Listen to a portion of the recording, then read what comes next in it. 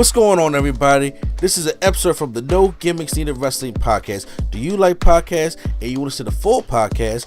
Make sure you check out the No Gimmicks Needed Wrestling podcast on all your podcast platforms, such as Apple Podcasts, Google Podcasts, Stitcher, Spotify, iHeartRadio, among many others. But you're listening to the episode right here on YouTube, so make sure you hit that like button and below, and make sure you hit the subscribe button to NC Studios and NC Level Up for all your gaming needs. This is the Nerd Coalition. Enjoy all right, guys, the show. So this part of the podcast, I'm rocking it by myself on this one because Lady Sketch doesn't know too much about AEW, and Kato's not here at the point, Q-Flow's not here, Prime's on the road. It's just a lot of things going on. So, but we're going to rock it by ourselves right here because we got some, by the time you're seeing, by the time y'all listen to this, AEW Revolution is tonight.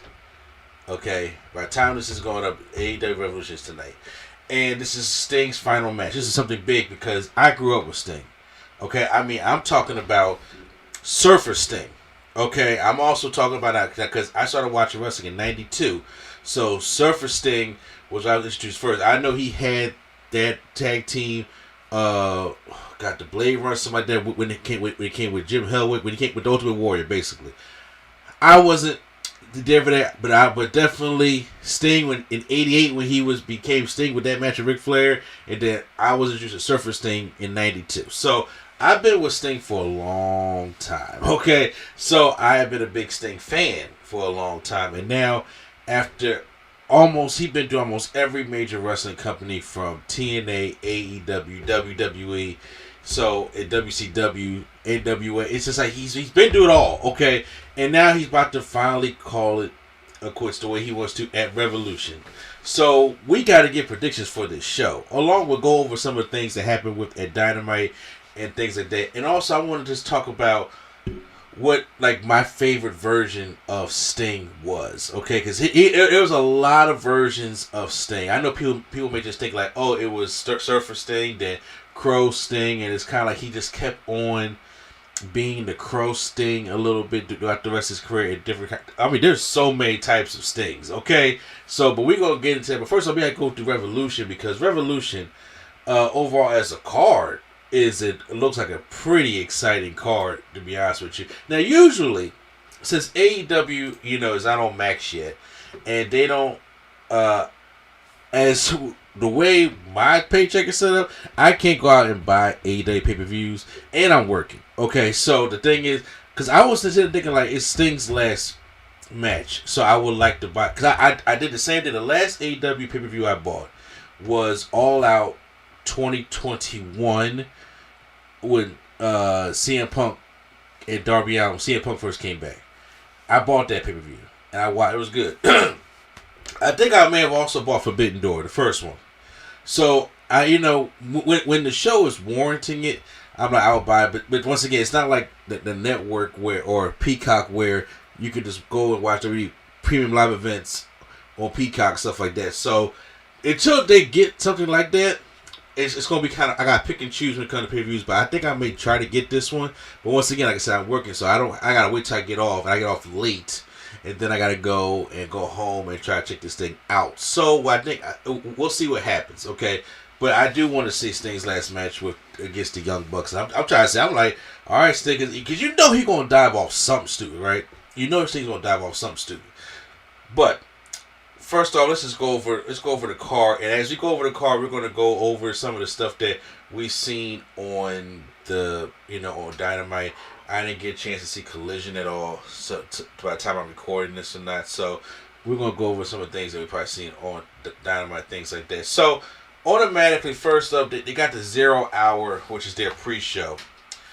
Tag team matchup, we got Julia Hart and Sky Blue, this new version of Sky Blue, which I'm really, really digging, versus Chris Statlander and Willow Nightingale. We've seen on Dynamite that Stokely Hathaway is actually trying to recruit Chris Statlander in the worst way. He even befriended Willow Nightingale. Chris Statlander was nothing to do with him, but then when he tried to help her and she didn't want to take his help, she ended up losing to Sky Blue by the Cold Blue. So we're still going to be in telling the story between Stokely and Chris Statlander, things like that. So honestly, I don't know if Chris Statlander joins Stokely tonight on Revolution. But I do think since it's on the 0 hour, we're gonna probably get some more build to it, and maybe come Dynamite next week or Collision, or even a couple weeks, maybe on Big Business, because you want to do a lot of things that happening on Big Business, which is coming up, I believe, next Wednesday. You might want to try to do something there. So I'm going to automatically take off the back. I really don't do the 0 hour predictions, but I'm taking Julia Hart and Sky Blue. Then we got the Bang Bang Scissor Gang, which is Max Caster, Anthony Bowens, Billy Gunn, Austin Gunn, Colton Gunn, and Jay White. The quicker this Jay White version is over, the quicker I'll be happy. Versus Jeff Jarrett, Satnam Singh, Jay Lethal, Willie Mack, Private Party in a 12-man tag team match. They said, hey, y'all been here. Let's put y'all on something, and that's what this is. That's really what this is. And to be honest with you, the Bang Bang Scissor Gang, I'm not feeling. I was fine with the Acclaim and bringing on Billy Gunn, but now we got the Gun Kids in here, the Ass Boys, and then Jay White, which I'm like, can Jay White go back to doing serious shit? To be honest with you, but so really I don't really care who wins this matchup. It's probably going to be the Bang Bang Scissor Gang, to be honest with you. But now we got to go into the actual show. So we're going to go by match for match. Listen down here. So first off, we're going to start off with the AEW International Championship. Orange Cassidy defends against Roderick Strong, and I think this may be a good chance for Roddy to take it off Orange. Orange Cassidy has had a great run with this championship, and I won't fill y'all in. I have not been following the AEW storylines or lack thereof of AEW storylines for a good while now. I'm saying, so I have to actually catch up on a lot of these things. But since Adam Cole at World's End came back with that group, they haven't really been done nothing. And I'm like, it's the second time that you calling off Wardlow, Tony Khan. So I'm thinking to help get them some momentum on this side, because I seen the Orange Cassidy and Matt Taven match on Dynamite a couple weeks ago, which was insanely good. But I was like, that's a lot for a Texas Death Match on the Dynamite. I was like, wow. So I'm going to say Roderick Strong going to win this one, because you need something to help boost up this group that they're in, because they haven't really done, from what I've seen, hasn't done much of nothing so far. Then we got a singles match for the Triple Crown, or the Continental Crown Championship. Eddie Kingston versus Bryan Danielson. And if Danielson loses, he has to shake the hand of Kingston. I think this is really going to be a pretty good one. I'm a big fan of Eddie Kingston. Bryan Danielson's going to put on good matches also. When it comes to this one, though, I think I'm going to take, because I'm biased. I know Danielson probably could win, but I'm still going to go with Kingston. I don't think you need to take the championship off Kingston. He has that going for him right now. So I really see that this rivalry could be heating up. So I'm going to go with Eddie Kingston on this one, to be honest with you. Singles match for the AEW TNT Championship. Christian Cage taking on Daniel Garcia. At first I was like, okay, so did Daniel Garcia go away from the heel stuff? Like now he just challenging Christian Cage? Because once again, I have not been following the storylines like that, because I haven't been watching too much Dynamite or Collision, to be honest with you. So I'm trying to catch up here. But in ring terms, is Daniel Garcia in ring terms, I think it should be good. But I don't see Christian Cage losing that championship yet. Because first of all, Adam Copeland, I don't know. I seen him in a match a couple weeks ago, but I don't know if he's injured, if it's a storyline written off, or what I'm saying. You guys got to fill me in on what's going on with Adam Copeland.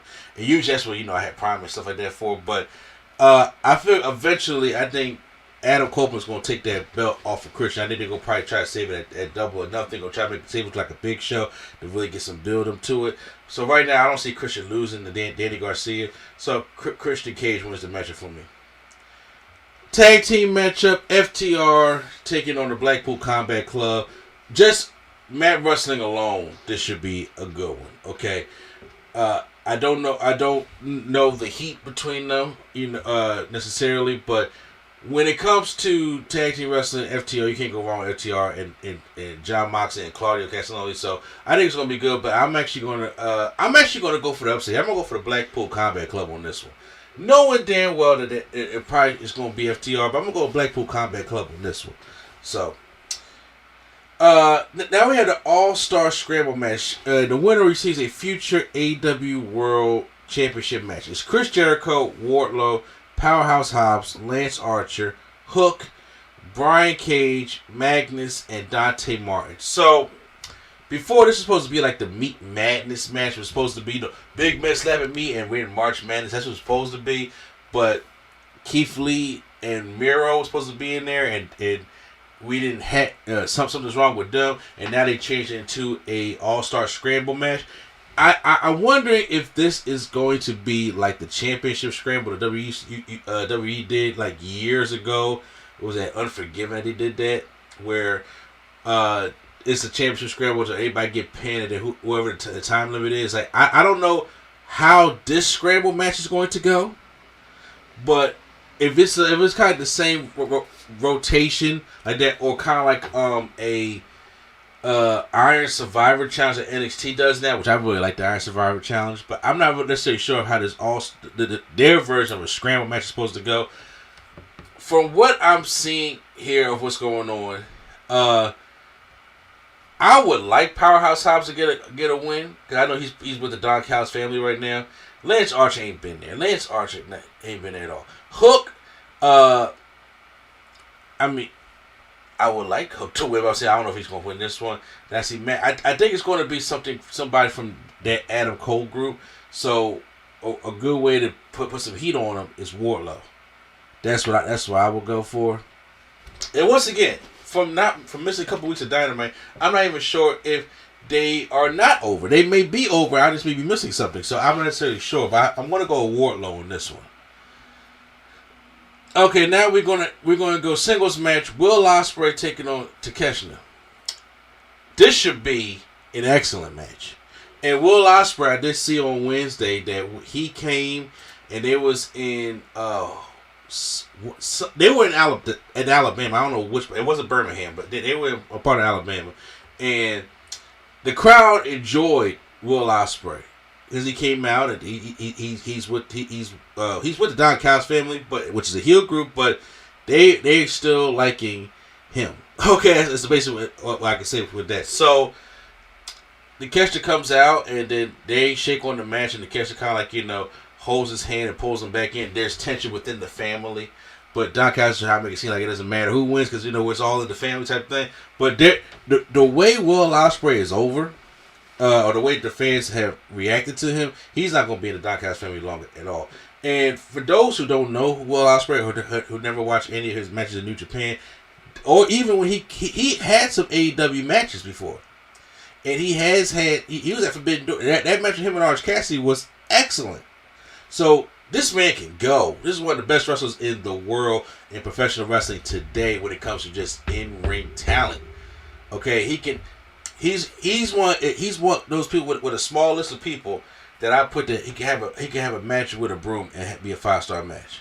There's only a couple guys I'm like he can have a match with a broom and it can be, great. It's like Rollins, Styles, Omega, Ospreay. Those guys is the ones I feel as though that you can put them in there with a broom and they can sit there and have a match, and I'm talking going stars today. That's how I feel.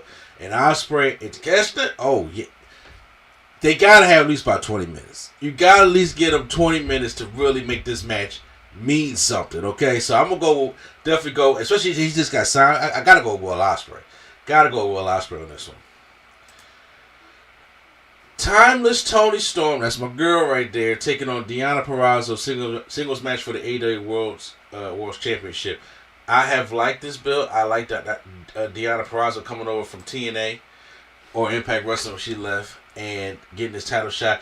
I'm not ready for Toni Storm to drop the belt just yet, in my personal opinion. I'm just loving what they're doing with Toni Storm right now. And I really think that I don't think she holds it all the way until Mercedes comes and takes it off of her. I don't think they're going to do that. But I do think right now, her and Deonna could be having make something like a little rivalry right now, but I don't know. I'm just not ready for Toni Storm to drop that championship just yet. So I'm gonna go with Timeless Toni Storm on this one. I can see in the future, maybe at Double or Nothing in May, that Deonna Purrazzo can win that championship. But for right now, Revolution, it gotta be Toni Storm. So, which leaves us to I went over all the matches, the two biggest matches on the card. And first off, we're going to start with a triple threat match. A three-way dance, how you want to call it, for the AEW World Championship. Samoa Joe versus Hangman Adam Page versus Swerve Strickland. Okay, so at first there was a rumor going around that Hangman was injured. That he injured his ankle or something like that. But then there came reports that he wasn't injured. But he had some personal issues, a personal family issue, that he was going to miss Revolution. When I heard the personal issues, I was like, okay, I think, we all being worked here. But once again, I kind of wish that we just didn't know until this happened. So on Dynamite, he starts off the show, comes out and expresses gratitude, makes it to the fans. You know how it is to sell the injury. And then Swerve comes out, and Swerve says, for the past 6 months, we've been going head to head. We've been battling out at this thing. But for lack of better words, he respects Hangman. But then Samoa Joe comes out. And Samoa Joe was expected it was going to be a one-on-one, but then, the wrong guys got involved. And then he says, no matter what happened, you guys are seasoned vets. Y'all not young guys hungry anymore. Y'all seasoned vets. But the thing is, the reason why y'all hungry is because I'm starving y'all. Because I have the championship. I am Samoa Joe. And it don't matter what happens to that Revolution, y'all both going to get an ass whooping. And then Swerve stops Joe, tells Joe he needs to go back to commentary with a raincoat on. That's a WrestleMania 37 shout out. And can't stop fate. Because I don't think you can either. But as he's saying that to Joe, he gets mollywopped in the back by Hangman with a crutch. And he beats the crap out of Swerve with the crutch. And he tells Swerve and he tells Samoa Joe as he's walking away that it ain't going to be you, it's going to be me. I'm going to be the champion. So Hangman really healing it up right now. So Swerve is going to win this AEW championship this year. I don't know if it's going to be at Revolution. I think they may want it to be, because it all depends, because I know that probably Tony Khan wants to finish out the Hangman, not the Hangman, the MJF Adam Cole storyline, but I don't think you really need a championship for that, because we don't know when they're coming. We don't know when Omega's coming back, MJF's coming back, Adam Cole's coming back. We don't know when any of these guys are coming back. Okay, Adam Cole probably, it's gonna be this year, obviously. But the timeline right now, we just don't know. But when it comes to this right now, I can see Swerve winning, but right now, with it being a triple threat, I can see that even if Hangman loses, as long as Swerve don't win, he'll be fine. And it could be where Hangman could try to win the title, and they can have Swerve versus Hangman for one time, for the final time at Double or Nothing for the championship, or you can just give Swerve the championship now. You know what I'm saying? So I don't. Me personally, I just want to see Swerve with the championship. I want Swerve to have that championship. I want him to have that big moment to have that championship. He's going to win it this year. I'm just not too sure if it's going to be Revolution. So the safe pick for me is Samoa Joe. That's what I'm saying. The safe pick for me is going to be Samoa Joe. And then I think that somehow some shenanigans will happen. Swerve's going to find a way to get a championship, but it may be him and Hangman for that championship, opposed to him getting off Samoa Joe one-on-one. So it could be that. It really could be that. So the safe pick is I'm going to go with Samoa Joe. I want Swerve. I want Swerve. I want Nana up there with the dance and all that stuff. I want all that. But I'm going to go with Joe. I'm going to go with Joe on this one. Then it's time for the main event. It's time for Sting's final match. And it's going to be a tornado tag team match for the AEW World Tag Team Championships. Because, first of all, I know the AEW World Championship is the biggest title there. And you probably main event that. No, Sting is going to be the main event. This is his final match. Sting is going to be the main event, okay? It's Sting and Darby Allin taking on the Young Bucks in the Tornado Tag Team Championship match. So, no tagging in and out. That means Sting is liable to do anything and to jump off everything. Okay, that's exactly what probably is going to happen. From on Dynamite, they was teasing, Ric Flair teaming up with the Young Bucks. First of all, why is Ric Flair there? I understand why, because see, it seems like, this is just me personally, okay? I know Ric Flair and Sting have a history. They are intertwined. It's almost hard to talk about one without the other, especially when it comes into the careers of that man. Ric Flair made Sting. I get that, but Sting has done well on his own. But it always seems that every time we are trying to honor Sting, because we always honor Flair. Flair always gets his flowers all the time. Okay? But every time we're trying to honor Sting, Ric Flair finds his way into this stuff. And it sometimes try to make it about him. And I'm tired of it. Because I felt that way at Sting's Hall of Fame speech in 2016. And I was like, man, Ric Flair wasn't talking about himself. I was like, we inducted Sting right now. Sting wasn't all up in Ric Flair's last terrible ass match that he got concussed in. I can't remember half of it. He wasn't involved in that. I mean, I know they had the last match on Nitro. They have history. I get it. But for what it's trying to look like, I don't know if I'm gonna like where this is going. Because here's the thing. Young Bucks was looking for Sting all night. And when, at the end they came out and they see somebody with a Sting mask, but it was Darby Allin in the crowd. They start fighting, but Ric Flair comes out like he's about to help out the Young Bucks, and then he turns and starts attacking the Young Bucks. Oh my God, this man is ancient. He's old. Okay, I was like, don't do yourself, Ric Flair. Then Ric Flair, all these years, the weakness, you gotta get low blowed, and Ric Flair he's done. But then who comes from? We go old school with this. Sting. We don't get the snow. We don't get the slow walk. He does wait till after Darby getting beat down. But he comes down from the rafters on TNT. Years later, Sting comes, old school Sting, 64-year-old Sting comes down from the rafters and takes out the Young Bucks. And I'm like, man, it's just a blast from the past being able to see that, to see Sting come down from the rafters. Here's my thing, though. Sting is a humble guy. Sting is an old school guy. And Sting has not lost a match in AEW. I think if it was up to Tony Khan, he would still have Sting not lose a match. I think this is going to be Sting's first loss. I think this is going to be Sting's first loss. Sting wants to go out the way that the boys used to go out. You go out on your back and putting somebody over. And he won this matchup. I couldn't think of a lot of other opponents for Sting, but he wanted the Young Bucks. So this is what Sting is going to get. And I just think, for old time's sake, I guess in Sting's mind, because I've heard theories saying that after the match is over, like he can win the match, but then Ric Flair wants like a little 30-second matchup and just beat Sting. Or Sting could lose, and then Ric Flair wants to have like one last match with Sting, and then they do like a little 30-second match and Sting just beats Ric Flair. I would hate all of that, okay? That would just diminish whatever's going to happen with Sting at this pay-per-view. That would just diminish everything, okay? I think Sting's is going to go out his back, and the Young Bucks are going to win the championships, but they're going to give Sting a moment. I don't want to see Ric Flair in the ring with Sting. I want Sting by, because I thought on Dynamite, Sting was going to come out there with the mic and say it's the last Dynamite. The last weekly television show I'm going to be on television. So, but no. He need at the end of that show, get the mic, cut the promo he wants, and to basically say goodbye to the fans and thank you for a wonderful career.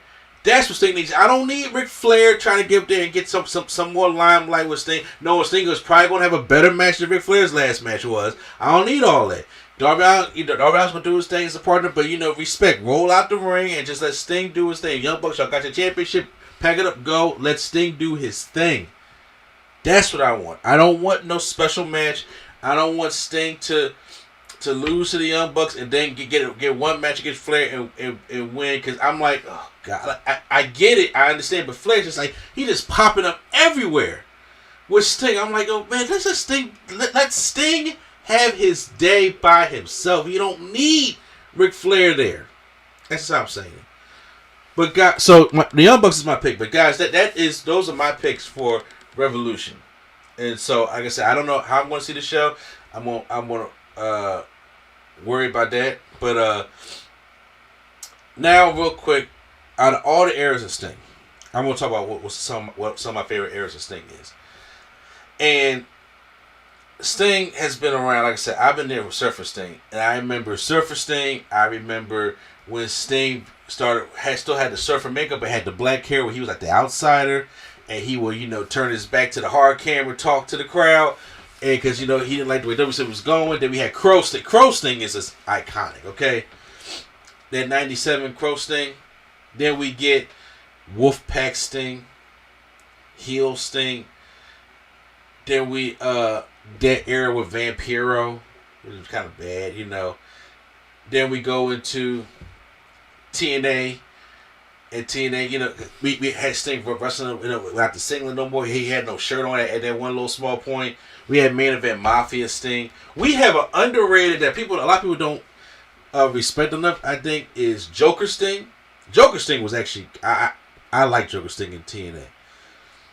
Then you have Sting in WWE. Then you have AEW version of Sting, which I call him Tag Team Sting, because that's what he was. And look, when it comes to all these eras of Sting, I love all the eras. I mean, some better than others. Okay, I would say, heel Sting, I didn't care for. Main Event Mafia Sting could have been great. I love the Main Event Mafia, but I was just like, it's like he just can't just be. He can't just go to that dark side, you know what I'm saying? Because I liked Main Event Mafia Sting, but he's not one of my favorites. And I really wanted to like Wolfpack Sting but it just, the red and black makeup just looked weird to me. Or say I'm more like the white and black, and I love the Wolfpack. Wolfpack's my favorite version of NWO. Okay, I remember when Wolfpack first came out, had me a Wolfpack shirt. Okay, so trust me, Wolfpack was my thing. Big Sexy Kevin Nash. I was a big fan of that, but Wolfpack Sting just never did it for me though. He felt out of place to me. Kind of like when Disco Inferno joined it also. So when it comes to Stings for me though, Crow Sting, obviously, Joker Sting, TNA Sting, and then I like when it came to the matches like Surfer Sting, because I just had ties. I remember there was matches with Vader, who's one of my favorites also. I like those Stings. Those are my favorite ones. But Crow Sting, Joker Sting, TNA Sting. I mean, because and you know what? Don't get me wrong. I would have to put Tag Team Sting over Surfer Sting, because I just like Sting just go out there and not giving a fuck. Okay, I like Sting going out there and just not caring. Okay, and just jumping off balconies. And jump off ladders. However, he lucky. He need to be careful. But I do like Sting not doing stuff. And once again, I've met Sting. Sting was great. I'm glad that I was able to get that picture with Sting years ago. Me and my family went to go see Sting, and it was great. It was great. But those would be my favorite Stings. I'm curious to see. I wonder what y'all favorite Stings are. But those are my Revolution predictions and my favorite Sting. So we're gonna have to. We got more of the podcast going on, but this is the part I was just doing by myself. So I'll hopefully come back and let you guys know how Revolution is. Like I said, I don't know how we want to see it, but we're gonna find out how to pay tribute to Sting without Ric Flair. Without Ric Flair.